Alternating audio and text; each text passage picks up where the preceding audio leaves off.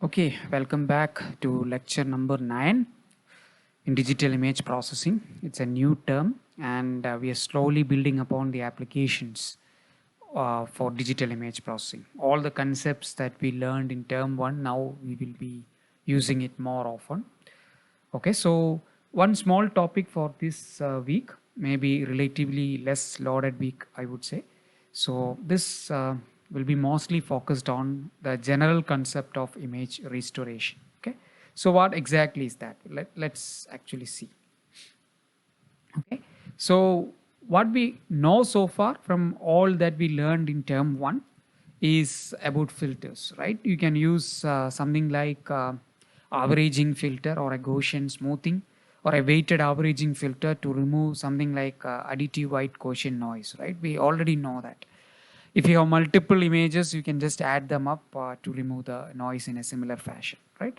And then we realize that if the noise is something like salt and pepper, which is not really occurring for all intensities, they occur for two specific intensities or three specific intensities, then we tend to use a nonlinear filter called median filter, right? And we had a very good example of the circuit board, right, on this aspect. Then we also discussed about the differencing operation, which is essentially a high pass filter, which is something like edge enhancement. And that's where we discussed about unsharp masking, high boost filtering, and so on, right? So all these are what we know so far. But there is a fundamental drawback to all these techniques. All these approaches are empirical, right? You really are not doing something like estimation of the noise in the image and then do the filter. No, not like that. You fix the kernel and then do an empirical filtering. But some intuition is there definitely. I see the noise. I may take the histogram and see the noise, and then we'll do some. You select a kernel and do it, but it's not the perfect way of doing it. It's still empirical, right? And it's subjective also, right? Based on the perception, and that may not always result in an optimum uh, enhancement of the image. Okay, so it's more of an objective it's more of a subjective filtering than an objective filtering. Okay, so but in this lecture or in this week we will be focusing on more a systematic way, a mathematical way of coming up with image enhancement. Okay, and I'm going to little bit make it more generic. So when we say image enhancement is not just restricted to removing the noise in the signal or image, but more on other aspects also. So I would like to introduce a more generic model here, which is as shown in this figure. Okay, so it's something like you have the image which is f of xy. Okay, so this is the image that you're going to, I mean, this is something like the ground truth image. Okay, so let's say some scene that you're going to capture using your camera. So your camera will focus at a certain point of the scene, right? All other regions in the scene are sort of unfocused, right? And if you really want to focus at a certain other region, it may be possible, and that is what we are going to learn today. Because we're talking about digital image processing, you can do everything in software. You can probably do something like receive focusing and then probably able to recover uh, or enhance or restore the image. Okay, so this happens many a times, right? For example, you're capturing something which is moving. Okay, some object which is moving. So how does it appear in the final image? It appears like a blurred image, right? So that's exactly I was talking about. So there is some degrading function. Okay, so this is your scene, I would say the ground truth. Okay, so original image. Okay, so it gets degraded by a function. This can be something like motion. So let me just specify that so it becomes very clear to you. Okay, okay, let me use blue color. Okay, so these examples of degrading function, one is motion blur. Okay, that's one aspect. Another one I could say is uh, non-focusing effect or blurring, right? So, or blurring, you could say. Okay, so this are very common, and you could see that actually. Okay, and even one of the examples we did in assignment, something like the grain image, where it was something like an intensity function which was going throughout, right? So it's a degrading function, you could say. Okay, so This degrading function will act on the image f of xy, the original image, and creates a sort of a corrupted image at this in this point, right? So I would like to put this in terms of mathematical expression. Okay, so whatever is coming at this point, let's call some name. Okay, so I'll just want to call some name. Let's say f dash of xy. Okay, so f dash of xy is actually, in mathematical terms, and those who studied systems theory coming from signals and systems or digital signal processing understands that or can appreciate that most of the time this can be treated as some sort of a transfer function or a system. Image goes through that and you get f dash of xy. So this is something like a convolution operation. Okay, so it's affecting on the image, something like a system effect. Okay, so this is the expression for this. So it will be corrupted by, let's say, this function h is represented in spatial domain, spatial coordinate as h of xy. So h is some function which has is available for each and every pixel, and it convolves with the original image and gives you basically this particular corrupted image or degraded image. And then you have noise added to it. So you'll add basically the noise. In this case, the noise can be anything, so we will have a separate slide on that. So we can assume safely some additive noise. Okay, so that's the assumption, and this noise can be Gaussian, it can be Rayleigh, it can be uniform. That part we will discuss later. Okay, so this is the model that we are going to assume. Okay, so then this f tilde, right? So let me just remove there will not, I mean, f dash is basically f of xy convolved by h of xy. If I add white noise, this is a full model, okay, of the signal or the image, the corrupted image that we will be trying to restore. Okay, so the entire process, oh sorry, there's a small error here. So this is not really this signal. Okay, so I'm wrong there.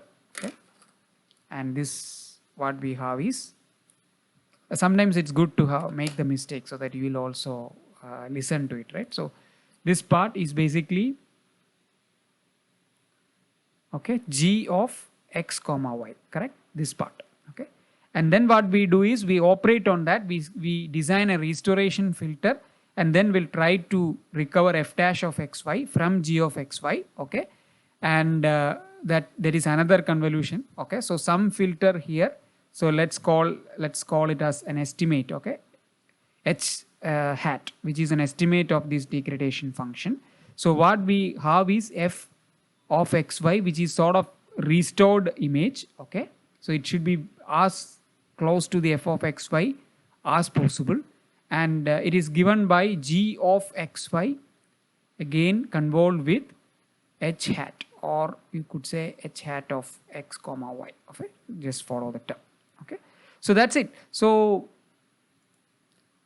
if you're confused, don't worry, it's very simple. So what we are actually assuming is a model where the original image is degraded by a function, okay? This can be motion blur or the unfocusing or the focusing effect, and then it will get corrupted with some noise as well, okay? Additive noise, and then you get the image. So this is the observed image for you, okay? Or this is the image that you have in your system, okay? The digital image that you have on a system, but it is already degraded by a function and added with noise, right?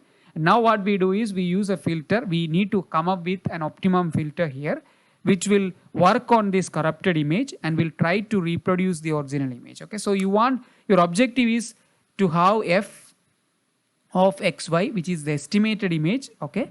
Or you could say the restored image, okay, minus f of xy, this error, okay? Let's say the absolute squared error. You want to minimize this particular thing, okay? So that's your aim. Actually, you don't need to, because if you take absolute, if you take square, it doesn't matter, right? So you just need to minimize this, let's say, okay? So you want to minimize error between the restored image and the ground truth, okay? So you may be asking me the counter question. I have no idea of what is the ground truth. So we'll come to that. So there are very beautiful approaches in literature which is sort of could recover the original image, okay?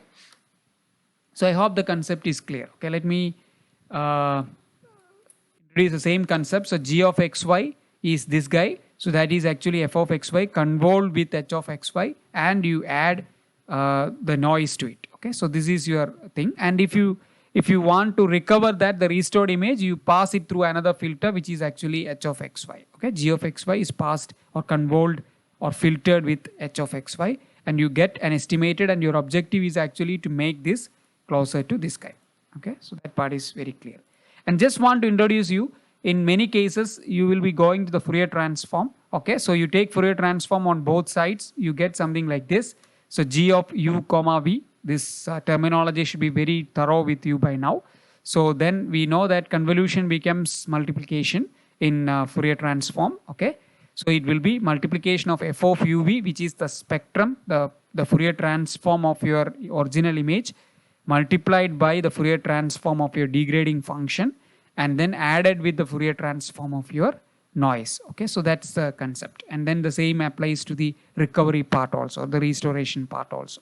So now I have a question or a trivia to you. Okay, so most of the time in literature we consider the noise as added to the image. Okay, so suppose the noise is not really an addition, it is a multiplicative noise. So what shall you do?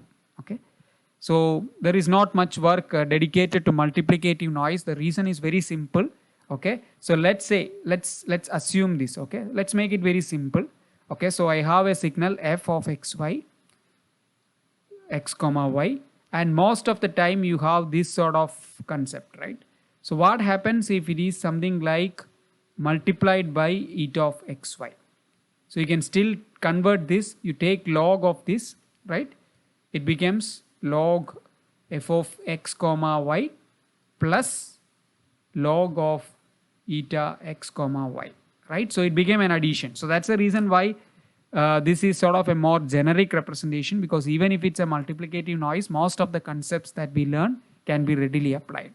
Okay, so please keep that in mind. Okay, so let's see. Let's actually try to solve for this and first part.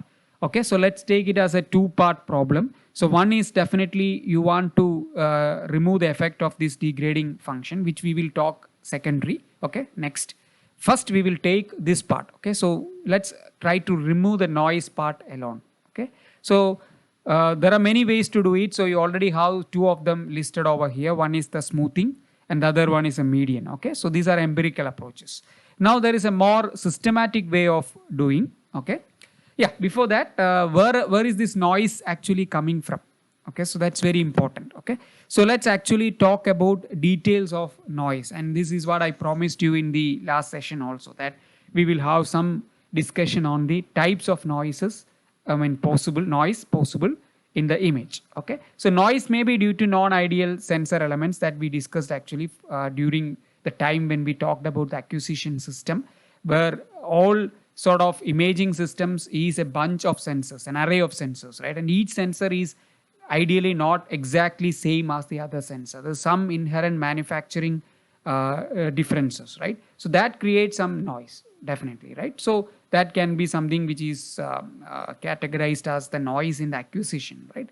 Then environmental conditions, for example, temperature, right? Most of the time temperature is a factor.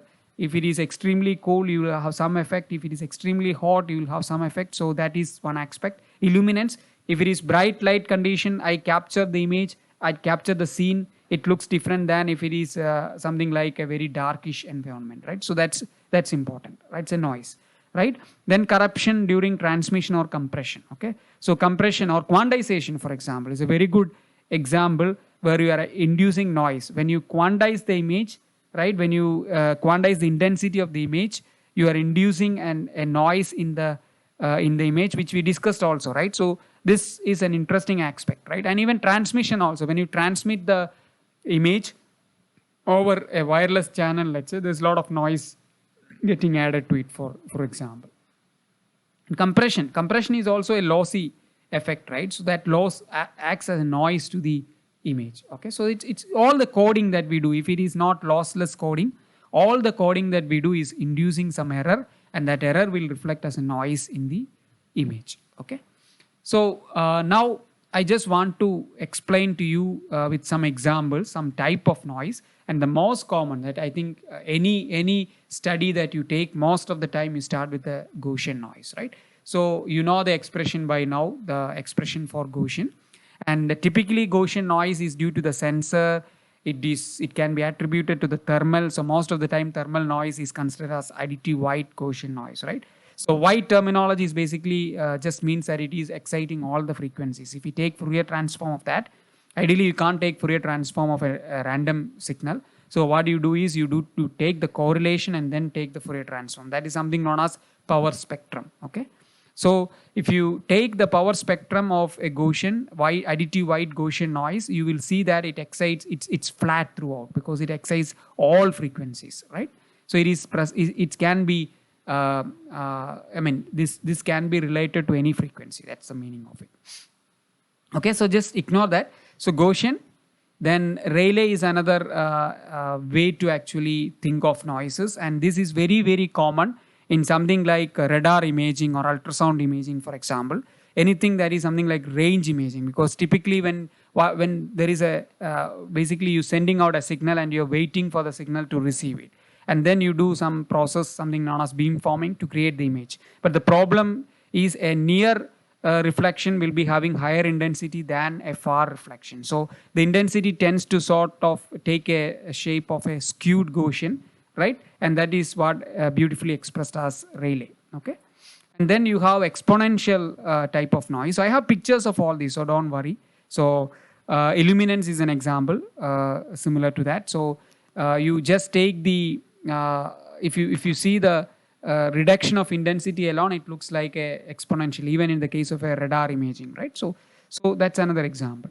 Salt and pepper, you're very familiar with it. Uniform. So uniform noise is most common noise in quantization, right? When you, let's say you basically have two levels. So this is level 1 and this is level 0. So two levels here. So anything, so this is the threshold. So anything above that threshold you will be putting to this, and anything below this threshold you will putting to this. So there is an error, right? I mean, this is the error which is actually same and in both. So if you have this one, so the same error is actually applicable in something which is over here also. So the error is sort of uniform in this case. So where the error is always this error, right? Irrespective of whether the value is anywhere in this region, the error is always this error. Okay, so that's what the uniform error is. Let's see that all these Gaussian. So this is the Gaussian. You already know it. It's quite trivial. And the Rayleigh distribution will look like this. So this is what I was telling. So it is peaky, and it's sort of very peaky here, and then it is gradually reducing. So that's what I was telling you with the concept of, okay, so this is Gaussian. So the Rayleigh is here. Okay, I don't want to really spend a lot of time in this. And then this is gamma is another way to actually represent the noise, which is not very common. But the difference between Rayleigh and gamma is gamma starts from 0. Rayleigh will start from A below. So this is expression, right? Z less than A, it is equal to 0.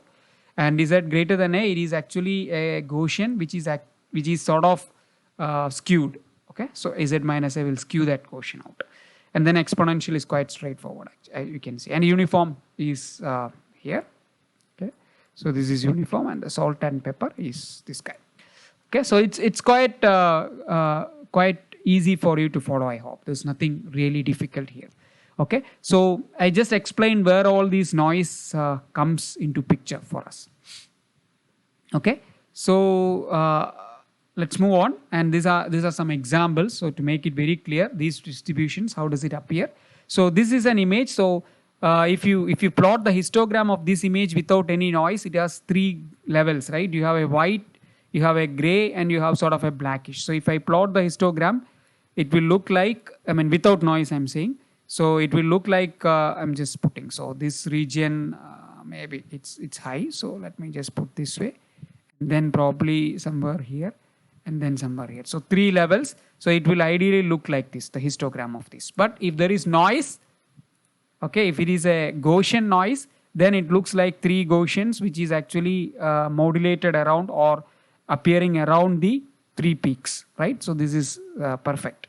And then if it is a Rayleigh, you can see these two are really close, except for this is looking more skewed, right? And then it is skewed like this. Okay, so that is the difference. And then you have the gamma here and the exponential here, uniform here, and the salt and pepper here. You can actually see. So these things, it's very difficult to identify what sort of noise is present in all of these. It's very, I mean, maybe uniform is much better to characterize than the other. And probably one way to look at this one, the difference between maybe these two, okay, so these two I'm talking about, is to think that there are more whites, let's say there are more white than the other, right? So the white intensity or sorry, the other way, the other way, there are more dark shade than the white in this case, for example. In all the cases, more bright, I mean, less bright spots compared to darker spots. That's one way to look, I mean, identify, but it's very, very difficult, right? But yeah. So the question is how to determine the noise type. So one way, actually, the typical way is you go in each of these images, and then what you do is, what you do is basically do a block wise. So you take a small block, you see the histogram, and you see what type of noise it represents, that histogram. If it is something like this, then it is Gaussian. If it is something like this, then it is Rayleigh.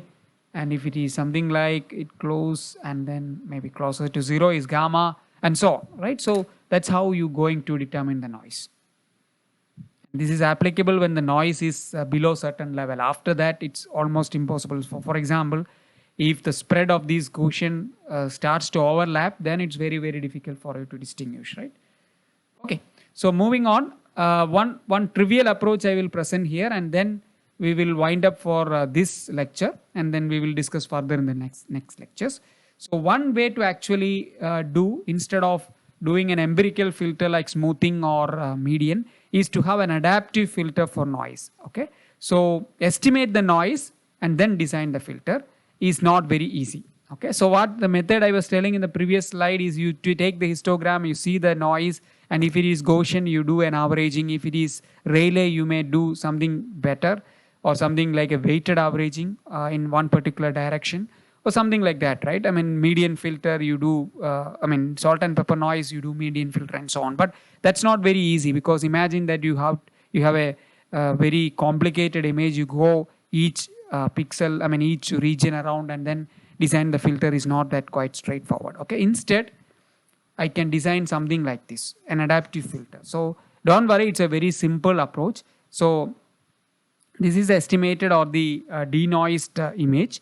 Okay, so this is observed image. So observed image minus a factor. So sigma g, okay, so let me write down that for you. So sigma g is the standard deviation, okay, for entire image. Okay, so it's a global. The G stands for global, okay, entire image. Okay, G stands for global. And then, of course, you already know this is standard deviation for a local region. Okay, so you have to go region by region, block by block, estimate the way. Of course, this is variance.